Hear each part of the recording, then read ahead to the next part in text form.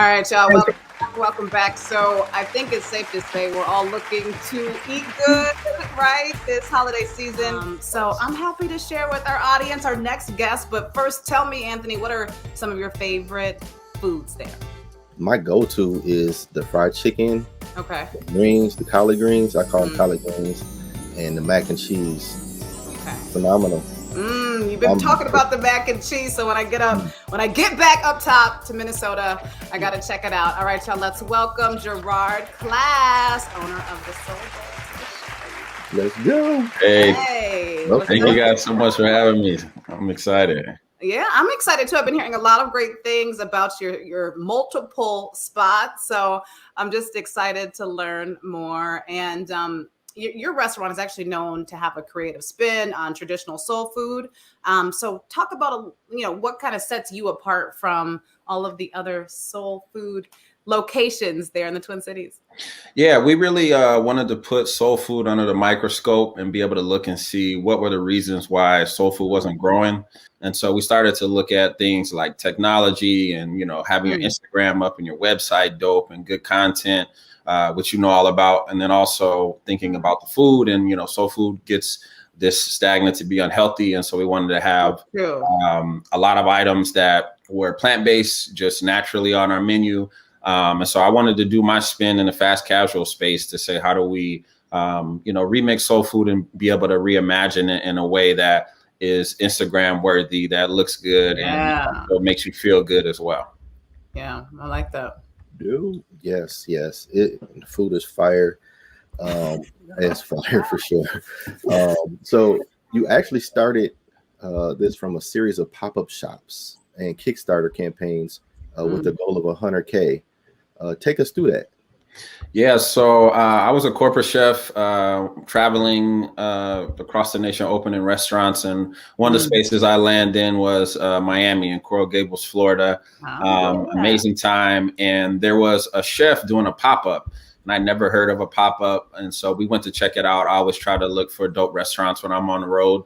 And it was really hard for Black chefs at that time to be able to have a voice without having a restaurant. There wasn't a lot of avenues to have representation, without actually having the physical space. And so we started doing this pop-up thing that just really caught fire and had some really great publicity come out of it with Minneapolis St. Paul Magazine. And we prepped all this food for the weekend, not knowing what the turnout was going to be. And it was this time of year, like a little bit before Thanksgiving. And we sold all the food we prepped the first day. And it was great. The community responded well. People were definitely excited about the items. And we learned a lot. We learned about having to be able to have more tech. We learned about being able to need more plant-based options through that. And the pop-up was great. We were able to move around to different spaces in North Minneapolis. And so we got to test out different areas to see if people were still come, test out different menu items. And we went from about once a month to doing twice a weekend, every weekend, just as we kind of build that momentum. So it was fun. It was really exciting. My family pitched in and we were crazy. We were still working full-time jobs at the time. And this is how we would spend our days off. So it was an exciting time. Yeah, I want to talk about that too. A few things. You said several things in there that I want to touch on. One, the hip hop flair. We got to talk about that. You had a fun guest stop in that has a signature item in his name. And then working with your wife, because I know that she is your partner in the business. So we're going to get to that too. But first, I want to talk about something you touched on, which was, really starting from the bottom. Bring us back there, because I think that's fun for people that are dreaming at home today to see. You can't get way up here right away. You got to take a little bit of time and set it up. So talk about the setup and that journey. Yeah, so I went to culinary school. I actually started college 2 weeks after I graduated high school. I went right for that summer course and wanted to grind and get in and get done as fast as possible. And started working at Crave. It was their second location in Mall of America, which is, it's the prime location here in Minneapolis for anything. And so I got a chance to work there. I started as a pizza cook. I was skinny, covered in flour. And it was really exciting because I got a chance to experience a lot of different other cuisines that I hadn't got a chance to see up close in school and really kind of learn my craft. And I was a go-getter. I was scrappy. I was company guy. I wanted to learn as much as possible. And it was a very high volume restaurant. It was a really good setup. And like I said, I got a chance to, learn to do sushi and, work the grill and saute and, all of the different stations. I moved my way up in about a year and a half to a sous chef. When you get to cook and meet people from across the country and learn some of the regionality of food, it was an amazing time. It was some amazing people that I met along the way. And it was hard work. It wasn't easy, right. But it was like grad school for me. It was all the lessons that I needed to learn to be an entrepreneur. Something that you are also intentional about is having a passion and creating opportunities for people of color. Why is that important to you?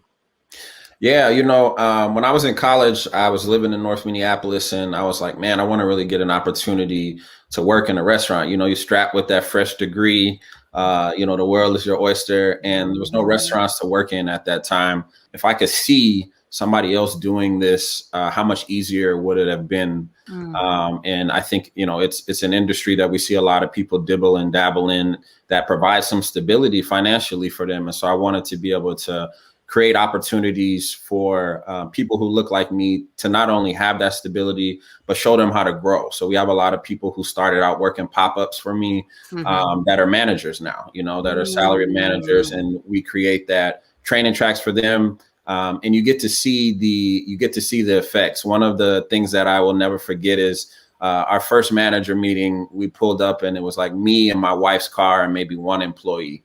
And we had a meeting maybe like 3 or 4 months ago, and the cars from our staff lined both sides of the block. And it was something small, but it just let me know like there's an impact here from where we started in the grind, and that they're able to do good. And it also is fun. It's the traditions, it's the stories about soul food that we try to teach and pass along to the kids that we have working with us as well, so that they know like this isn't just like the food, but there's story about this. This is our legacy. This is our heritage. And we want to be able to control that narrative of passing that on, or we want to be the people who get to introduce you to soul food. All right. So Gerard, before you go, 2 questions. What's the most popular item on the menu? Okay. The most popular item on our menu is the Caribbean bowl. Surprisingly, it is the jerk chicken. It is yellow rice. And it is the sweet plantain. So my dad is Guyanese. He actually taught for a little while in Jamaica. So we try to bring that West Indian vibe, and the jerk chicken is pumping. Right behind that is the Southern hospitality, which is Anthony's favorite, with the greens, the mac, the yams, and the fried chicken. But they love that jerk chicken. That sounds so bomb. I cannot wait to check it out. And question number 2, 2 tips for the people out there that are trying to do business with their spouse. How do you make it turn out right? My wife is fine, so it ain't hard for me to go to work with her. But what I will say, it's good to have boundaries. And so we have time that we stop talking about work. And sometimes we also use our pronouns to address who we're talking to. A lot of times I'm in work mode and she's in wife mode, and we're not talking to the other person. And so we have to say, hey, I'm talking to my business owner. And it gives me a second to say, okay, this is how she's talking when she's asking me this. Or I don't want to talk about business right now. I'm talking to my husband. We started this just me and her. She's a hospitality person by nature, front of the house. And so we're very kind of yin and yang, and our energies work very well together in tandem. I love it. All right. Well, tell the people where they can reach you, Gerard. How can they pick up an order you deliver to? So if you're looking to stay in the house and eat good, how do they do that? Yeah, so easiest way is to go right to our website, soulbowlmn.com, and you can hit the order link right now. Right now, we got a special little discount, 15% off if you use the Soul Food promo code, one word. So you can check us out there, or on Instagram at soulbowlmn, and see all of the events that we have coming up and the fun stuff that we got going. We are actually making a beer with Modest Brewery, which is next door to our location. And it is a peach cobbler beer. So that'll be coming out right before Thanksgiving. So we got some fun stuff going. And if you stay tuned on Instagram, you can stay plugged in with us. That's what's Man, up. I just got one Congratulations, too. Gerard. That is exactly you. what I need. That's exactly what I need. So I can't wait to check you out. And ladies and gentlemen, this man, he is in the Target Stadium as well. So doing it so big. Check him out. The Soul Bowl information's at the bottom of your screen. We're going to take a quick break and be right back. Peace.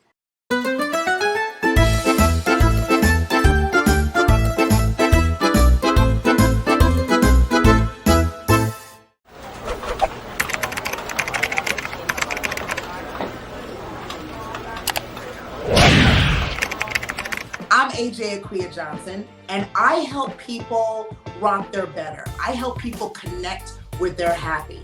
And you're watching Connect Network TV.